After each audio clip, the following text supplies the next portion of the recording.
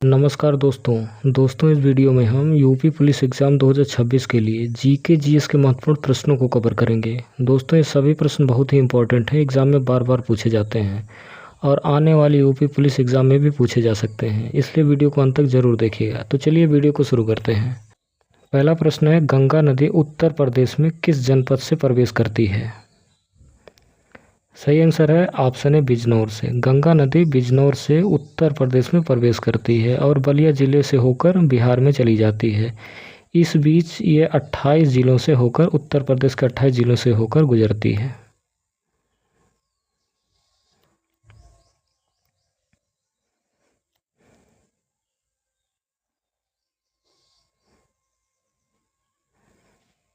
अगला प्रश्न है, भूकंप की माप से प्राप्त रिकॉर्ड को क्या कहा जाता है? इसका सही आंसर है ऑप्शन डी भूकंप लेख। और भूकंप मापी यंत्र को सिस्मोग्राफ कहते हैं। सिस्मोग्राफ।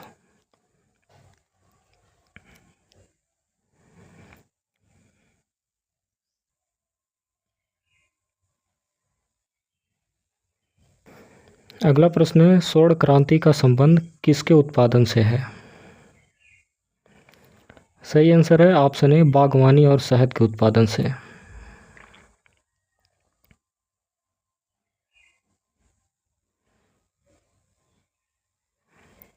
अगला प्रश्न है, गंडक नदी किस नदी की सहायक नदी है? सही आंसर है ऑप्शन डी गंगा नदी की। गंडक नदी नेपाल से निकलती है। नेपाल से निकलती है और बिहार में सोनपुर में जाकर गंगा नदी से मिल जाती है।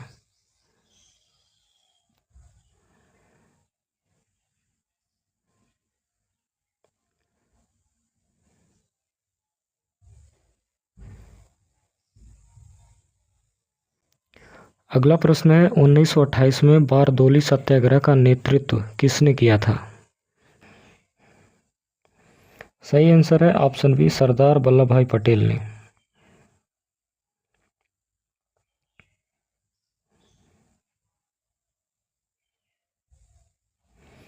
अगला प्रश्न है, संविधान सभा ने भारत के संविधान को कब अंगीकृत किया था?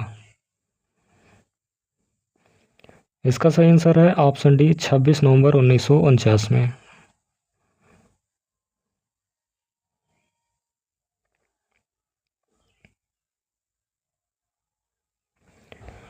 अगला प्रश्न है, निम्नलिखित में से कौन खुदाई खिदमतगार का संस्थापक था? इसका सही आंसर है ऑप्शन सी खान अब्दुल गफ्फार खान। इन्हें सीमांत गांधी या फ्रंटियर गांधी के नाम से जाना जाता है। सीमांत गांधी। खुदाई खिदमतगार की स्थापना इन्होंने 1929 में की थी।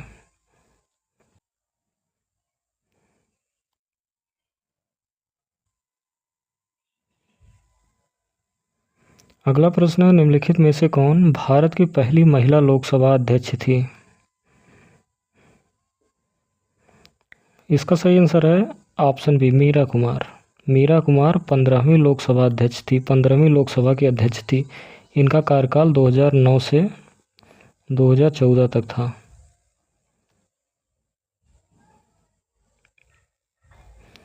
पंद्रहवीं लोकसभा अध्यक्ष थी।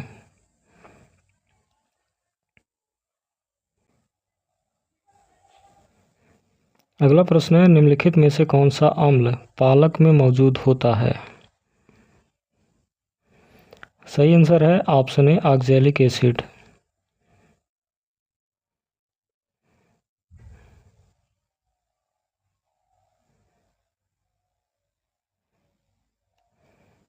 अगला प्रश्न है, 1946 के विमुद्रीकरण के दौरान आरबीआई के गवर्नर कौन थे?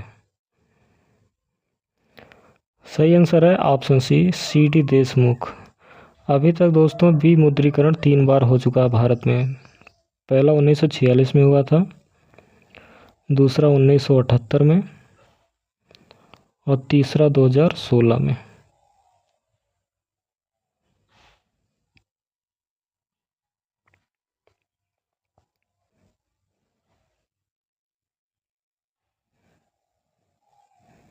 अगला प्रश्न है, सरकार ने किसान क्रेडिट कार्ड योजना कब पेश की थी? सही आंसर है ऑप्शन बी, अगस्त 1998 में।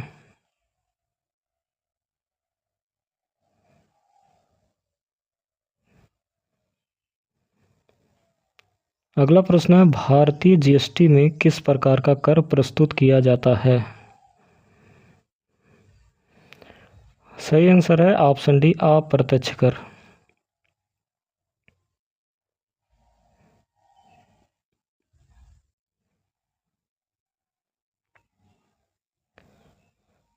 अगला प्रश्न है, निम्नलिखित में से कौन सी फसल खरीफ की फसल नहीं है? सही आंसर है ऑप्शन सी, गेहूं। गेहूं रबी की फसल है।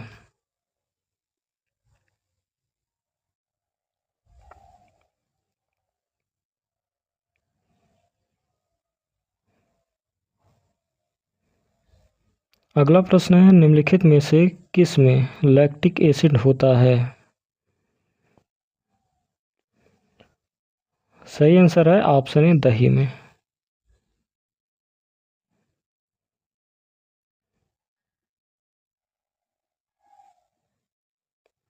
अगला प्रश्न है, 10 की जनगणना कराने की जिम्मेदारी किस मंत्रालय की है?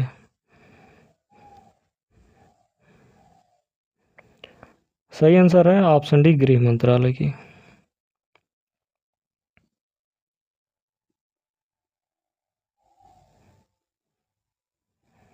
अगला प्रश्न है, प्रयाग प्रशस्ति की रचना निम्नलिखित में से किसके द्वारा संस्कृत में की गई थी? सही आंसर है ऑप्शन बी, हरिसेन। हरिसेन समुद्रगुप्त के दरबारी कवि थे।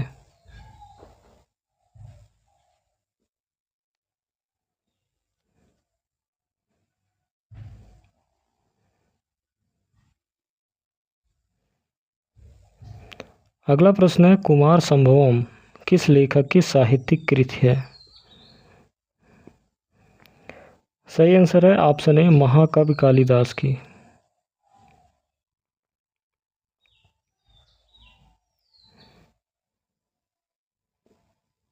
अगला प्रश्न है, अकबर का मकबरा निम्नलिखित में से किस स्थान पर स्थित है?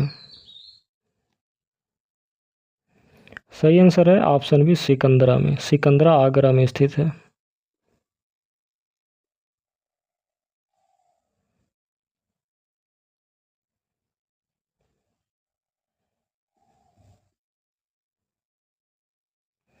अगला प्रश्न है, प्रकाश की तरंग दैर्घ्य को मापने की इकाई क्या है? सही आंसर है ऑप्शन बी, एंगस्ट्रॉम।